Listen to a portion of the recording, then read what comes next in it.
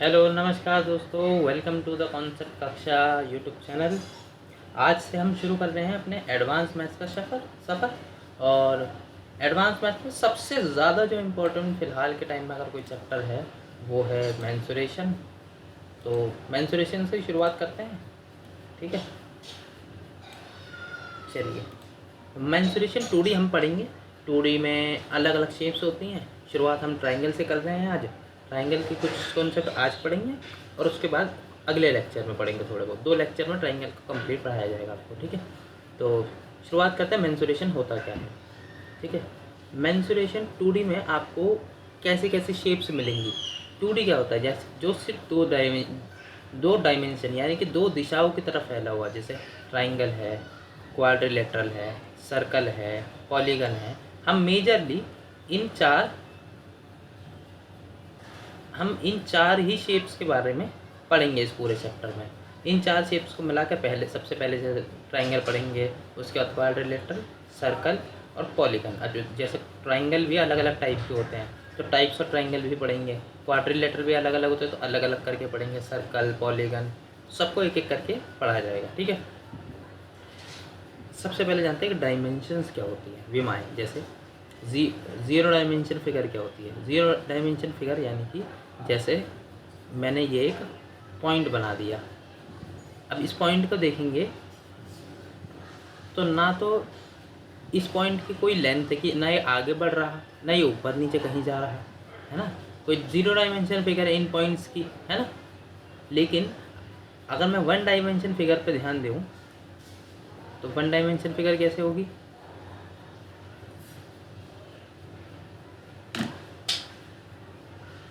जो सिर्फ एक ही दिशा में फैली हुई हो। देखो सिंपल सी बात, जितनी दिशा में फैली होगी उतने ही डायमेंशंस, ठीक है।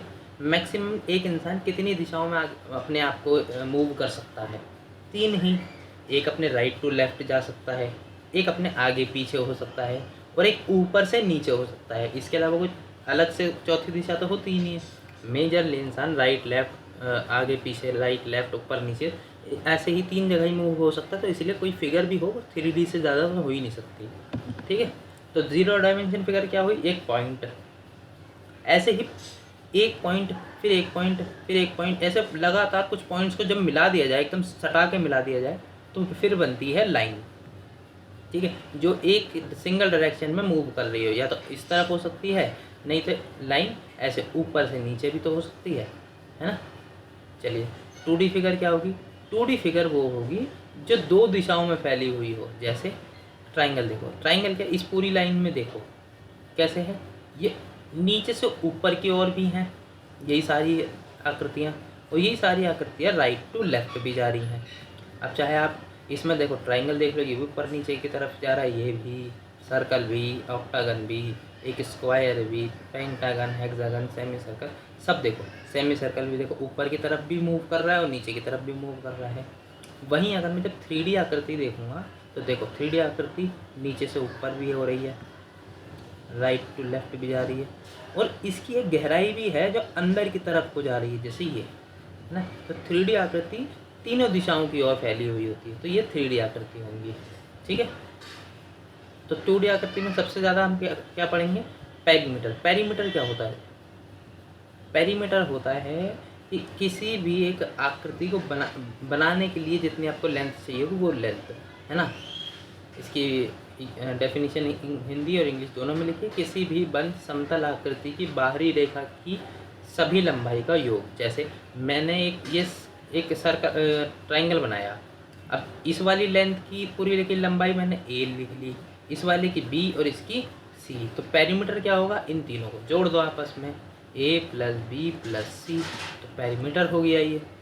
सर्कल, जैसे अब ये सर्कल है, इस सर्कल का बनाने के लिए इसके चारों ओर ऐसे मेरे को एक धागा चाहिए होगा एक सर्कल बनाने के लिए, तो इस धागे की जितनी लंबाई होगी वो इसका पेरीमीटर होगा, है ना। जैसे अब ये है कि आयत है, आयत बनाने के लिए इसकी ये वाली लेंथ के लिए धागा चाहिए होगा मुझे बनाने के लिए, ये एक चाहिए होगा, ठीक है। सेम इस तरफ चाहिए होगा और सेम ही इस तरफ चाहिए होगा। तो इन चारों को जब मैं जोड़ दूंगा, इस चारों लेंथ को आपस में जोड़ दूंगा तो वो होगा मेरा पेरीमीटर, ठीक है। अब एरिया क्या होता है, जैसे एरिया के लिए मैं एक बार सिंपल सा एक बात बताऊँ, जैसे अब इस टाइम आपको पूरे ब्लैक स्क्रीन दिख रही हो, ठीक है। अब इस स्क्रीन पर मैं एक कोई भी आकृति बनाता हूँ, जैसे सपोज मैंने ये एक आकृति बनाई, ठीक है, मैंने एक पैरेललोग्राम बनाया, ठीक है। अब मैंने क्या करा, इस पर ऐसे समझ लो रंग फिल कर दिया ये, ठीक है। अब एक बात बताओ, पहले तो पूरी ब्लैक स्क्रीन थी, अब ये इसके ऊपर बन गया, तो इस पूरी ब्लैक स्क्रीन पर इस आकृति ने कुछ जगह घेरी, कुछ हिस्सा घेरा, तो जितना हिस्सा इस जगह ने घेरा वो ही इसका एरिया हुआ, कि जितना स्पेस कोई भी आकृति घेर रही है वो एरिया कहलाती है, ठीक है, समझ गए। चलिए, तो हम शुरुआत करेंगे ट्राइंगल से अपनी फिगर से। ट्राइंगल के बाद क्वाड्रिलेटरल। अब टाइप्स ऑफ ट्राइंगल अलग अलग होते हैं, तो हम एक एक करके पढ़ेंगे। सबसे पहले एक जनरल ट्राइंगल। एक जनरल ट्राइंगल क्या होता है, कुछ भी मान लो, कोई भी एक आड़ा टेढ़ा हमने कैसे भी सर्कल बना दिया, जैसा अभी तो फिलहाल सही बना रखा है। अब इसका पेरीमीटर क्या होगा, परिमाप क्या होगा, परिमाप होगा इसका इसकी तीनों भुजाओं का योग। जैसे अगर समझ लो ये लाइन ए है, ये वाली भुजा बी है, ये वाली भुजा सी है, तो पेरीमीटर क्या होगा, ए प्लस बी प्लस सी पेरीमीटर होगा। अच्छा, ये ट्राइंगल ने कितनी जगह घेरी होगी ये कैसे निकालेंगे, तो क्षेत्रफल का फॉर्मूला होता है, यानी कि एरिया का फॉर्मूला क्या होता है किसी भी ट्राइंगल का, जनरली 1/2 बेस और उसी बेस पर उसकी हाइट। अब हाइट क्या होगी, हाइट जैसे एक सेकेंड बस, जैसे इस वाले मैंने माना ये बात, इस वाली साइड को मैंने बेस लिया, ठीक है, इस वाली साइड को, ठीक है, इसको इसी साइड के अपोजिट वर्टेक्स से, इस वाले वर्टेक्स से, ठीक है, इस वाली भुजा के अपोजिट वर्टेक्स से जब मैं एक लाइन ड्रॉ, इसके परपेंडिकुलर लाइन ड्रॉ करूँगा जो इस पर एकदम 90 डिग्री पे काटती हो इस लाइन को, ठीक है, ऐसे 90 डिग्री पर इसको ड्रॉ कर रही हो, ठीक है, एक ऐसी लाइन खींचूंगा तो ये इस वाली भुजा पर इसकी हाइट होगी, ठीक है। ऐसी मैं ड्रॉ चाहूँ तो मैं इस वाली भुजा के लिए भी कर सकता हूँ, और एक मैं इस वाली भुजा के लिए भी कर सकता हूँ, ठीक है। तो हर लाइन की अपनी एक हाइट हो सकती है।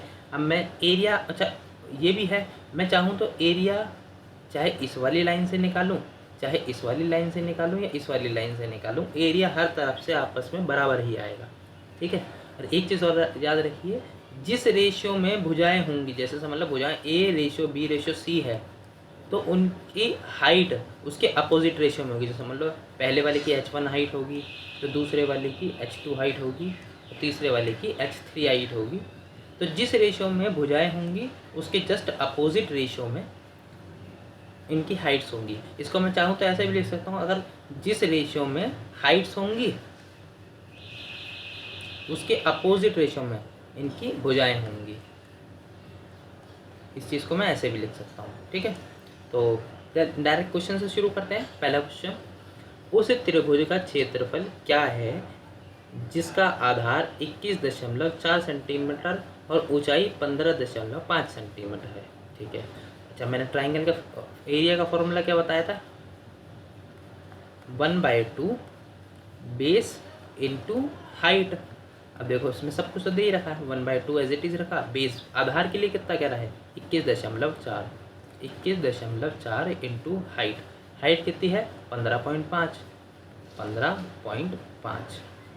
तो देखो 2 से ये कटा 10.7 टाइम्स में। अब मुझे 10.7 की मल्टीप्लाई करनी है 15.5 से। अब देखने में तो कितनी डिफ़िकल्ट है। अब मैं चाहूँ तो एक बात बताओ, क्या मैं इस 10.7 को ऐसे लिख दूँ, 10 + 0.7, और इसकी मेरे को मल्टीप्लाई करनी है 15.5 से। अब देखो 15.5 की जब मैं 10 से मल्टीप्लाई करूँगा तो 155 तो यही बन जाएगा। अब 15.5 की जब मैं 7 से मल्टीप्लाई करूँगा, अब इसकी 7 से अलग से कर लेता हूँ। देखो 7 से जब मल्टीप्लाई करूँगा तो इस तरह लिख देता हूँ अलग, 7 पंजे 35 का 5 हासिल 3, 7 पंजे 35 3 38 हासिल 3, 7 एकम 7 3 10। अब देखो एक एक पॉइंट के बाद यहाँ पर संख्या एक है, इस पॉइंट के बाद एक संख्या, यानी कि दो संख्या के बाद पॉइंट लगेगा, एक दो, दो के बाद पॉइंट मैंने यहाँ लगा दिया, तो ये ऐड हो जाएगा कितना 10.85। तो टोटल नंबर हमारा कितना बना 165.85। तो ये मेरा करेक्ट आंसर होना चाहिए, लेकिन हमें तो एक दशमलव के एक स्थान तक बताना है। ठीक है, तो देखो ये तो हो ही नहीं सकता, हमारा आंसर नहीं हो सकता। अब 165.9 और 165.6, तो सबसे करीब आंसर कौन सा है इसका, ए ऑप्शन मेरा करेक्ट आंसर होगा ये। ठीक है, अगले क्वेश्चन पे आते हैं। एक त्रिभुज का क्षेत्रफल 182 सेंटीमीटर है और उसकी एक भुजा की लंबाई 28 सेंटीमीटर है। इस भुजा पर त्रिभुज के विपरीत शीर्ष से खींचे गए लंब रेखाखंड की लंबाई कितनी होगी। जैसे मैं आपको ड्रॉ करके दिखाता हूँ, समझ लो ये एक ट्राइंगल है। ठीक है, क्वेश्चन में क्या कह रहा है, इसकी एक भुजा 28 है, मैंने माना इसकी ये वाली भुजा ही 28 है। अब आगे क्या कह रहा है कि इस भुजा पर त्रिभुज के विपरीत शीर्ष से, इस वाली भुजा के विपरीत शीर्ष से खींचे गए लंब रेखाखंड की लंबाई निकालो। यानी कि एक तरह से क्या पूछ रहा है, हाइट ही तो पूछ रहा है हमारे से। तो एरिया का फॉर्मूला क्या होता है, 1/2 बेस कितना निकाल दे रखा है हमें 28 इंटू हाइट हमें निकालनी है, जो एरिया हमें कितना बराबर दे रखा है 1/2 के। तो देखो 2 से 28 कटा 14 बारी में, 14 से 182 करा, 14 कम 14, 4 बचा 42, 14 तिया 42। तो हाइट की वैल्यू डायरेक्ट कितनी आ गई 13, यानी कि बी ऑप्शन मेरा करेक्ट आंसर होगा। अगले क्वेश्चन पे आते हैं। एक त्रिभुज की दो भुजाएं 12.8 मीटर और 9.6 मीटर हैं। यदि त्रिभुज की ऊंचाई 12 मीटर है जो 9.6 मीटर वाली भुजा के संगत है, तो 12.8 मीटर वाली भुजा के संगत ऊंचाई कितनी होगी। तो देखो एक ऐसे ट्राइंगल होगा,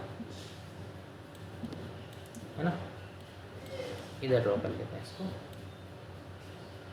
क्वेश्चन में क्या कह रहा है, इसकी दो भुजाएं हैं, कोई भी दो भुजा ले लो आप। मैंने ले लिया ये वाली, एक ये वाली भुजा 12.8 है और ये वाली भुजा 9.6 है।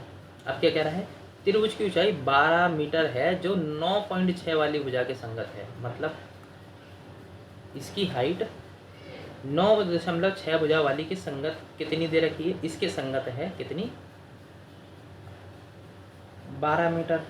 अब वो कह रहा बस इस वाली भुजा के संगत जो हाइट आएगी उसकी वैल्यू निकालो। तो मैंने अभी आपको शुरू में ही बताया था कि जब मैं इस वाली भुजा से एरिया निकालूं, इस वाली भुजा से एरिया निकालूं या इस वाली भुजा से एरिया निकालूं, हर तरफ से एरिया बराबर ही आएगा, जगह तो सेम ही घेरेगा।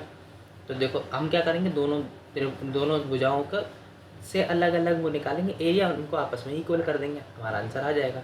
तो देखो इस वाली भुजा से जब मैं कंपेयर करूँगा तो एरिया कितना होगा 1/2, आधार कितना होगा 9.6, तो 9.6 इंटू इस पर हाइट कितनी है, इस वाली भुजा पर 12 दे रखी है, जो बराबर होगा दूसरी वाली भुजा से इस वाली भुजा के 1/2 इंटू 12.8 इंटू एच के।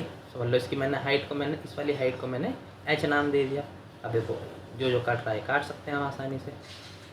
कैसे, 1/2 से 1/2 कट गया, इस वाले पॉइंट से ये वाले पॉइंट कट गया। 32 से 1 कटा 6 बारी में, सॉरी 16 छिंग 96, 16 8 ये 2 से कटा 3 बारी में, 2 से कटा 4 बारी में, इस 4 से ये 12 कटा 3 बारी में। तो यहाँ पर रह गया मेरा हाइट इज इक्वल टू 3 × 3 9। तो मेरा आंसर क्या आया, ऑप्शन नंबर बी मेरा करेक्ट आंसर आ गया। ठीक है, चलो अगले क्वेश्चन पे आते हैं।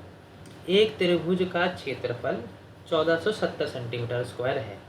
यदि इस त्रिभुज का आधार उस आधार के संगत ऊंचाई का 3/5 गुना है, तो त्रिभुज की ऊंचाई क्या है। तो देखो ऐसे एक ट्रायंगल होगा, समझो मैंने ट्रायंगल ड्रॉ करता हूँ एक।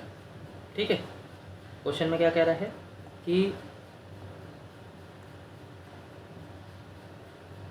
यदि इस त्रिभुज का आधार यानी कि ये बेस उस आधार के संगत ऊंचाई है, इस आधार की ऊंचाई कौन सी होगी, इसके सामने वाले पॉइंट से सीधी ये हाइट होगी इसकी।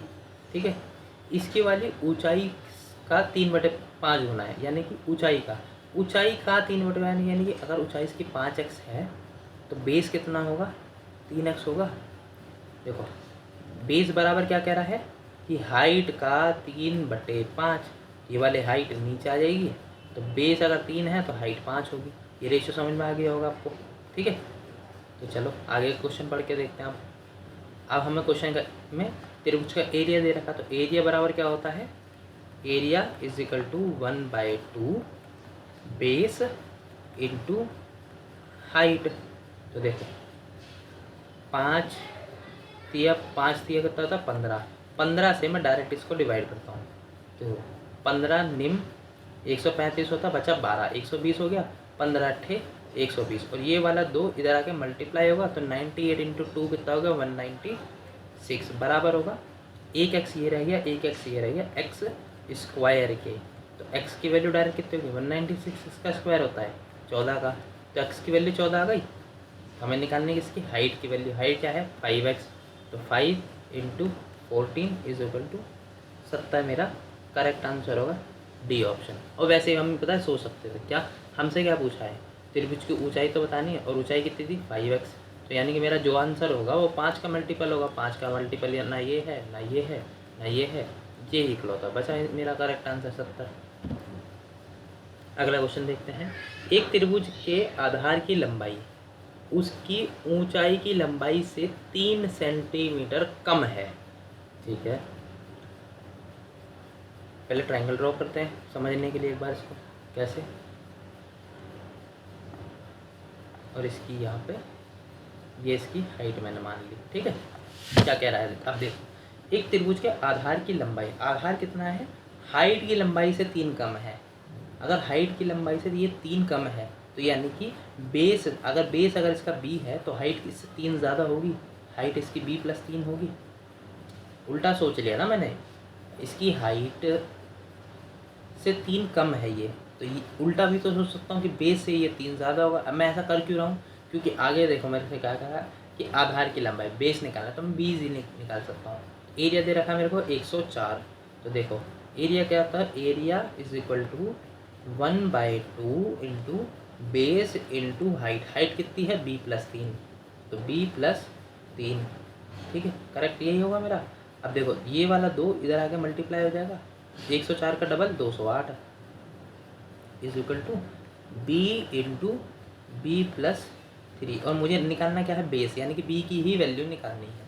तो देखो ऐसे करूँगा, अब इसको सॉल्यूशन पे जाऊँगा तो एक क्वाड्रेटिक इक्वेशन बनेगी द्विघात समीकरण की, b² + 3b = 208। फिर कैसे, तो मैं क्या करूँ, मेरे को b की ये ऑप्शन क्या है, b की वैल्यू तो है, तो मैं आंसर निकाल सकता हूँ। देखो ये 104 को देखते ही मुझे ये समझ में आ रहा है, 104 बराबर क्या होता है, 13 × 8 होता है, 13 × 8 104 होता है। तो मैं b की वैल्यू होगा 13 रख के देखता हूँ। देखो 13 गुणा, और 13 + 3 कितना होता है 16, और 13 और 16 को गुना करो, देखो 16 × 3 = 48 का 8 हासिल 4, 16 × 1 = 16, 4 20 बराबर हो गए दोनों संख्या, यानी कि 13 ही मेरा करेक्ट आंसर है। चलिए तो ये थे क्वेश्चन बेसिक किसी भी ट्राइंगल से। अब पढ़ेंगे हम ट्राइंगल के टाइप्स के बारे में। जैसे पहला टाइप पढ़ेंगे कौन सा हम, ये पहला टाइप है हमारा right angle triangle. Right angle triangle होता क्या है, कोई एक ऐसा ट्राइंगल, जैसे हर ट्राइंगल के अलग अलग कोण होते हैं आपस में, तो एक ऐसा ट्राइंगल जिसका एक कोण 90 डिग्री हो, ठीक है। एक सेकंड वेट करिए बस।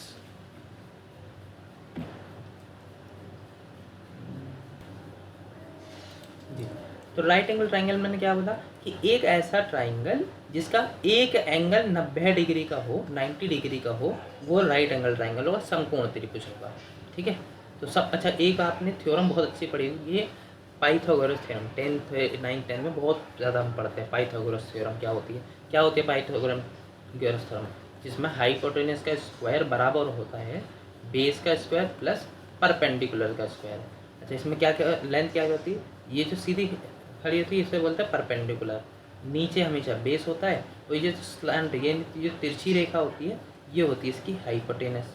तो यानी कि हाइपोटेनस का स्क्वायर बराबर होगा इन दोनों के स्क्वायर के सम के, है ना। हिंदी में बोलते हैं कि कर्ण का स्क्वायर बराबर होगा आधार का स्क्वायर प्लस लंब का स्क्वायर। ठीक है, अब कुछ वैल्यूज़ हैं जो इस इक्वेशन को पूरी को सेटिस्फाई करेंगी, कुछ इंटीजर्स वैल्यूज़ जो इस इक्वेशन को सेटिस्फाई करेगी। जैसे एग्जांपल देखो, जब मैं 3 के स्क्वायर में 4 का स्क्वायर जोड़ूंगा तो देखो क्या होगा। 3 का स्क्वायर कितना हो गया 9, 4 का स्क्वायर 16, और 16 और 9 आपस में जोड़ दिया तो 25। तो 25 के क्या होता है 5 का स्क्वायर ही तो होता है, यानी कि 3 का स्क्वायर प्लस 4 का स्क्वायर बराबर होगा 5 का स्क्वायर। तो हमारे जो गणितज्ञ थे उन्होंने बहुत सारी ऐसी वैल्यूज़ देखी जो इस पूरी इक्वेशन में फिट बैठ रही, इंटीजर्स वैल्यू। ठीक है, तो वो कौन कौन सी हैं जो हमें, अच्छा ये हमें ना याद रख रहे हैं तो हमारे लिए बहुत ज़्यादा अच्छा रहेगा। क्यों ऐसा क्यों कह रहा हूँ मैं कि याद रखना हमारे लिए अच्छा रहेगा। एग्ज़ाम में हम पहचान के डिनोट सीधा कह सकते हैं, जहाँ मुझे दिख गया 3 4 5 साइड्स का रेशो आ रहा है तो मैं कहूँगा कि ये तो राइट एंगल ट्राइंगल है। और जैसे ही मेरे को पता चल जाता है ना कि ये टाइप ऑफ ट्राइंगल कैसा है, तो मेरे लिए सॉल्यूशन करना थोड़ा और ज़्यादा आसान हो जाता है। ठीक है, तो ये कुछ बेसिक ट्रिपलेट्स हैं जो आपको याद रखनी चाहिए। कौन कौन सी है 3 4 5, 5 12 13, 7 24 25, 8 15 17, 9 40 41, 60 11 60 61, 12 35 37, 13 84 85। तो ये कुछ ट्राइंगल के राइट एंगल ट्राइंगल्स के ट्रिपलेट्स हैं जो आपको याद रखनी होंगी। हाँ एक चीज़ याद रखिएगा, जो इसमें ये जो सबसे बड़ी भुजाएं हैं ना ये वाली मेजरली, ये क्या होंगी, ये हमेशा हाइपोटेन्यूस होंगी, ये हमेशा हाइपोटेन्यूस होंगी जो जितनी ये सबसे बड़ी भुजाएं। बाकी दो भुजाओं में से आप किसी को भी बेस मान लो, किसी को भी परपेंडिकुलर मान लो, कोई फ़र्क नहीं पड़ेगा एरिया पे उसके। ठीक है, तो इससे रिलेटेड कुछ क्वेश्चन करते हैं, देखते हैं क्या है। अब क्या कह रहा है क्वेश्चन देखो। अच्छा हाँ एक चीज़ और बता दूँ, जैसे अगर मैं इसमें से कोई सी भी ट्रिपलेट उठाता हूँ, जैसे मैंने ये वैल्यू उठाई 7 24 25, 7 24 और 25, अगर मैं इसकी हर साइड को डबल कर दूँ ना, 7 का डबल 14, 48 और 50, ठीक है, तब भी ये ट्रिपलेट ही माना जाएगा। इसको आप पाइथागोरस थ्योरम में फिट करोगे तो आंसर पक्का आएगा ही आएगा, चाहे मैं चाहो तो प्रूफ करके दिखा देता हूँ। देखो 14 का स्क्वायर होता है 196, प्लस 48 का स्क्वायर होता है 2304, दोनों का आपस में जोड़ो 2500 आ गया, और 2500 क्या होता है 50 का स्क्वायर होता है। प्रूफ कर दिया। चलो तो ये याद रखना, इनके जितने भी ट्रिपलेट्स हैं इनका अगर मैं मल्टीपल भी कर दूँ ना तब भी वो ट्रिपलेट ही रहेंगे। ठीक है, अगले आगे क्वेश्चन करते हैं इनसे रिलेटेड। देखो एक त्रिभुज की भुजाएं 16, 30 और 34 हैं, तो 16, 30, 34 का रेशो ले देखो, 2 से सबको काटो, 2 से कटाइए 8 बारी में, 2 से कटाइए 15 बारी में, 2 से कटाइए 17 बारी में। तो क्या 8 15 17 कोई ट्रिपलेट होता है? देखो इस वाली में देखो, क्या 8 15 17 कहीं दिख रहा है? हाँ बिल्कुल दिख रहा है, ये रहा देखो। ठीक है, 8 15 17 यानी कि ट्रिपलेट है। तो यानी कि ये ट्राइंगल कैसा हुआ, जहाँ मुझे दिख गया कि ये ट्रिपलेट है, इसका मतलब ये एक राइट एंगल ट्राइंगल है जिसकी हाइपोटेनस की वैल्यू होगी 17, एक भुजा कोई सी भी इनमें से 8 मान लो और दूसरी भुजा 15 मान लो, या इसको 15 मान लो 8 मान लो, कोई फ़र्क नहीं पड़ेगा क्योंकि तो हमें मल्टीप्लाई ही करना है। तो देखो इसका एरिया क्या है, एरिया क्या होता है वही 1/2 बेस इंटू हाइट, हाइट मतलब ये, तो 1/2 बेस है इसका 15, हाइट है 8, 2 से 8 कटा 4 बारी में, 15 चौक 60 इसका करेक्ट आंसर होगा। एक सेकेंड, हमें निकालना क्या है, oh sorry sorry sorry sorry, मैं एक चीज़ तो दिखा बता करना ही भूल गया सही इसमें। 8 15 17 तो रेशो ले लिया ना, एक्चुअल साइज तो अलग है।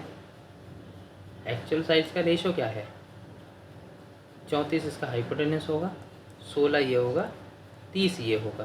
तो अब रखते हैं 1/2 बेस इसका 30 है, हाइट इसकी 16 हो गई, तो इससे ये कटा 8 बारी में और 8 दिया 24, यानी कि 240 मेरा करेक्ट आंसर होगा। पहले मैंने ध्यान नहीं दिया कि मैंने वो 2 से काट दिया था। ठीक है, अगला क्वेश्चन देखते हैं।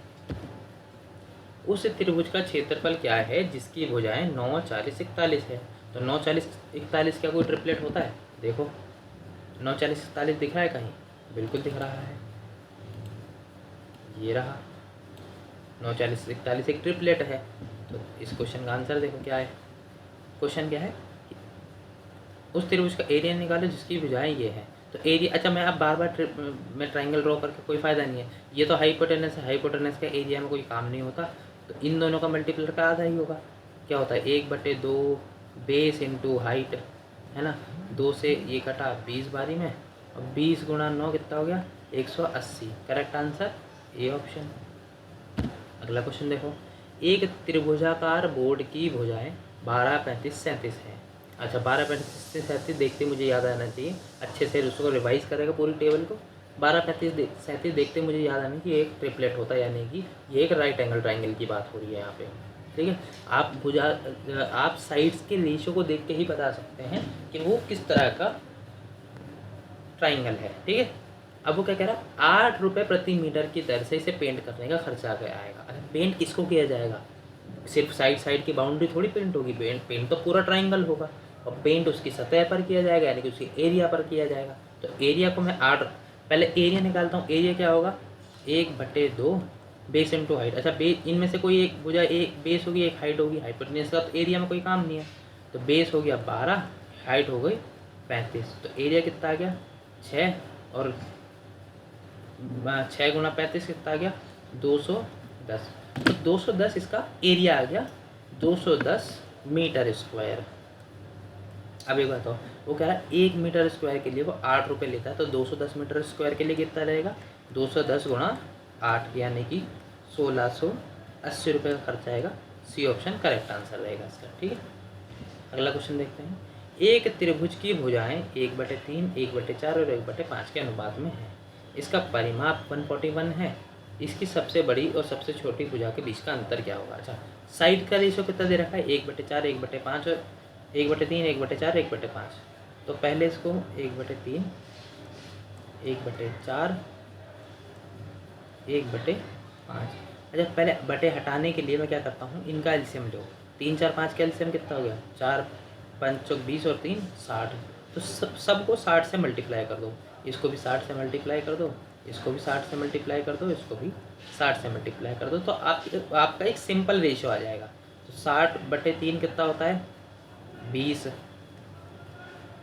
ये रह गया 15, और ये रह गया 12। ठीक है, अब क्या कह रहा है कि इसका परिमाप क्या होता है तीनों भुजाओं का योग, यानी कि इन तीनों को अगर मैं जोड़ दूं तो कितना होना चाहिए, ये 141 सेंटीमीटर के बराबर होगा। अच्छा जैसे ही मैं रेशियो हटाऊंगा इनके साथ एक वेरिएबल फिक्स हो जाएगा। जैसे ही समझ लो मैंने ये रेशियो हटाया, है ना, ये रेशियो हटाया, तब क्या होगा ये 20x बन जाएगा, ये 15x बन जाएगा, और ये 12x बन जाएगा। तो 20 15 35 और 12 47x की वैल्यू कितनी है 141, यानी कि कितना गुना है x की वैल्यू डायरेक्ट आ गई 3 गुना है। तो सबसे बड़ी भुजा सबसे छोटी भुजा के बीच का अंतर, तो सबसे बड़ी भुजा है इसमें 20 और सबसे छोटी है 12। इन दोनों के बीच का डिफरेंस कितना है 8x, और x की वैल्यू कितनी है 3, 8 गुना 3, आंसर मेरा आ गया 24।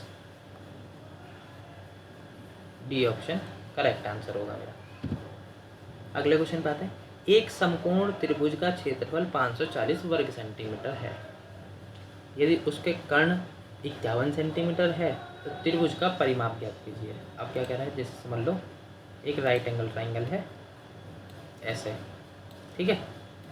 अब क्या कह रहा है, इसका एरिया कितना है 540 का टोटल एरिया है, और इसका कर्ण यानी कि ये हाइपोटेन्यूज की वैल्यू दे रखी है 51। अब इसका परिमाप बताना। अच्छा एक बात बताओ, परिमाप समझ लो ये P होगा ये B होगा। अब मैं ऐसे निकालूंगा 1/2 P into B is equal to 540, और फिर यहाँ पे देखूँगा ये होता क्या है P² प्लस B² ही तो होता है 51 का स्क्वायर। अब ये एक एल्जेब्रिक इक्वेशन बनने की, इसे सॉल्व करने बैठूँगा तो मेरे तो भैया सारा टाइम इसी में चले जाएगा, और आप इस टाइम तो सारा खेल यही है, टाइम का खेल है सारा। तो हम क्या कर रहे हैं, क्या 51 या उसके किसी मल्टीपल से रिलेटेड कोई आपको ट्रिपलेट याद है, ये बताओ। जैसे 51 किससे कटता है 17 3 51, क्या 17 या 3 से रिलेटेड कोई ट्रिपलेट याद है। देखो हाइपोटेनस कभी भी 3 किसी कहीं होता ही नहीं है, ठीक है। तो 17 तो होता है, लेकिन हाइपोटेन्यूज 17 तो होता है। तो 8, 15, 17 मुझे याद हो रहा है ना। तो अगर क्या पता देखते हैं, एक बार ट्राई करके देखते हैं। 8, 15, 17 ही तो कहीं सही नहीं हो जाता। ये अगर 17 है तो ये वाली भुजा मैंने 8 मान ली, ये वाली 15 मान ली। अच्छा, जब ये 17 का 3 गुना है एक्चुअल में, तो ये वाली भुजा 8 का 3 गुना 24 होनी चाहिए थी, और ये वाली 15 का 3 गुना 45 होनी चाहिए थे। एक बार फिर भी मैं कर कन्फर्म करता हूँ अपने आप को। देखो एरिया क्या होगा, 1/2 24 गुना 45। तो इससे ये कटा 12 बार में, और 12 गुना 45 कितना होता है, 540। बिल्कुल सही है। तो यानी कि मेरा तुक्का सही बैठ गया। तो भुजाओं का एक्चुअल में भुजाएं कितनी होंगी, अब इसकी ये भुजाएं होंगी 24, 45 और 51 इसकी भुजा होगी। ठीक है, 51। तो इसका पेरीमीटर क्या होगा, इन तीनों का आपस में जोड़ दो। 24, 51 और 45 उन्हें आपस में जोड़ो, कितना होगा, 4 और 1 5, 5 10 का 0 हासिल 1, 7 4 11, 11 और 1 12, यानी कि 120 मेरा करेक्ट आंसर होगा, ए ऑप्शन। ठीक है, अगले क्वेश्चन पे आएंगे। अगले ट्राइंगल पे आते हैं आप सीधा। इक्विलेटरल ट्राइंगल यानी कि समबाहु त्रिभुज। अब इसमें किसी ये क्या होता है, समबाहु त्रिभुज यानी कि एक ऐसा ट्राइंगल जिसकी सभी भुजाएं आपस में समान हो। ये वाली साइड अगर ए है तो ये वाली साइड भी ए ही होगी, और ये वाली साइड भी ए ही होगी। तो इसका परिमाप क्या होगा, ए यानी कि 3a। इसका पेरीमीटर हो गया 3a। ठीक है, और इसका एरिया क्या होता है, सबसे मेन है इसके एरिया का फॉर्मूला। एरिया होता है इसका √3/4 a²। इसका एरिया होता है। मतलब कभी कभार ना हमारे एग्जाम्स में इसकी हाइट भी पूछ लेता है कि समबाहु त्रिभुज की हाइट बताओ। तो उसकी हाइट का फॉर्मूला यानी कि समबाहु त्रिभुज की ऊंचाई का फॉर्मूला होता है √3/2a। ठीक है, तो यही था इसमें। देखते हैं क्या हो आगे, इस पर इससे रिलेटेड कुछ क्वेश्चंस करते हैं। देखिए क्वेश्चन नंबर क्या कह रहा है कि 94 सेंटीमीटर भुजा वाले समबाहु त्रिभुज का क्षेत्रफल कितना है। तो देखो कितना निकलेगा, समबाहु त्रिभुज का फॉर्मूला क्या होता है, एरिया का √3/4 a²। तो रखते हैं वैल्यू, देखो √3/4 गुणा 94 इंटू 94। अब देखो 2 से इसको 2 से काटा 2 बार में, इसको 2 से काटा 47 टाइम्स में, इसको भी काटेंगे तो वही 47 टाइम्स में। अब 47 इंटू 47, तो 47 का स्क्वायर कितना होता है, मेरे को तो पता है, ये लो ये करेक्ट आंसर हो गया। लेकिन आपको निकालना कैसे होगा, जो कोई भी संख्या, अगर आपको किसी भी संख्या का स्क्वायर निकालना है तो पता है सबसे आसान तरीका क्या है, उसको 2 पार्ट्स में डिवाइड करो। 4 का स्क्वायर ऐसे लिखो 16, 7 का स्क्वायर 49। अब इन दोनों नंबर्स के मल्टीप्लाई करो, 7 चौक 28, 28 का डबल करो 56, एक डिजिट छोड़ के यहाँ पे लिख दो 56, और अब सीधे सीधे ऐड कर दो तो 9, 6 4 10 का 0 हासिल 1, 16 और 5 21, 21 और 1 हासिल का 22 हो गया स्क्वायर। और √3 हमें आगे लगाना ही था, ये बचा हुआ 22 √3 इसका करेक्ट आंसर होगा। ठीक है, अगला क्वेश्चन देखिए और पहले खुद करके देखिए एक बार। ठीक है, चलो क्या कह रहा है, एक समबाहु त्रिभुज की तीनों भुजाओं का योग 15√3 है। अच्छा एक बात, तीनों भुजाओं का योग 15√3 है। तीनों भुजाओं का योग यानी कि पेरीमीटर क्या होता है, 3a बराबर कितना दे रखा है, 15√3। तो 3 से 15 कटा 5 बारी में, यानी कि भुजा कितनी आ गई 15√3। तो इसकी ऊंचाई क्या होती है, √3/2a। तो √3/2 इंटू ए की वैल्यू मैंने रख दी 5√3, 5√3। तो देखो √3 की √3 से मल्टीप्लाई करूँगा तो 3, और 3 की 5 से मल्टीप्लाई करूँगा 15।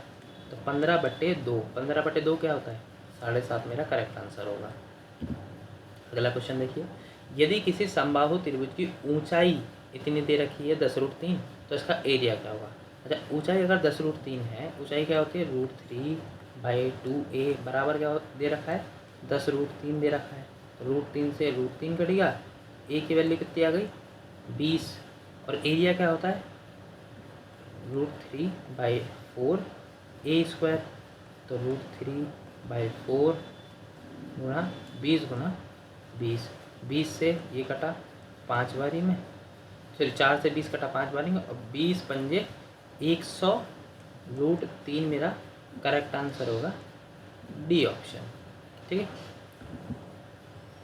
लास्ट क्वेश्चन करते हैं, लास्ट ये शायद, हाँ बिल्कुल लास्ट क्वेश्चन है ये। एक समबाहु त्रिभुज का क्षेत्रफल 10.24 मीटर स्क्वायर है, इसका परिमाप बताओ। ठीक है, निकालते हैं। एरिया क्या होता है √3/4 ए स्क्वायर बराबर 10.24 √3, तो √3 से √3 कट गया, ए स्क्वायर बराबर कितना आया 10.24 गुणा 4। अच्छा, अगर मैं यहाँ से स्क्वायर हटाऊँगा तो क्या होगा, इधर वाली संख्या पे इस अंडर रूट चढ़ जाएगा। अब बताओ 124 किसका स्क्वायर होता है 32 का, तो 32 से 3.2 बाहर आ गया क्योंकि यहाँ पॉइंट भी लगा हुआ है, इंटू 4 किसका स्क्वायर होता है 2 का, तो 32 दूनी 64 यानी कि 6.4 मेरी आई ए यानी कि भुजा की वैल्यू। और हमसे पूछा परिमाप, परिमाप क्या होता है 3 है, यानी कि 6.4 इंटू 3 9.2 मेरा करेक्ट आंसर होगा। तो आई होप आपको ये सब समझ में आया होगा। थोड़ी भी अगर आपको कुछ कन्फ्यूज़न है तो ज़रूर मुझे कमेंट बॉक्स में डालिएगा, मैं ज़रूर आंसर करूँगा। तो मिलेंगे जल्दी ही नेक्स्ट लेक्चर में, तब तक के लिए thank you so much for watching the video. और शेयर ज़रूर कीजिएगा, लाइक वाइक करो मत करो, शेयर ज़रूर कीजिएगा। ठीक है, okay, thank you so much for watching the video. मिलेंगे जल्दी नेक्स्ट वीडियो में, बाय।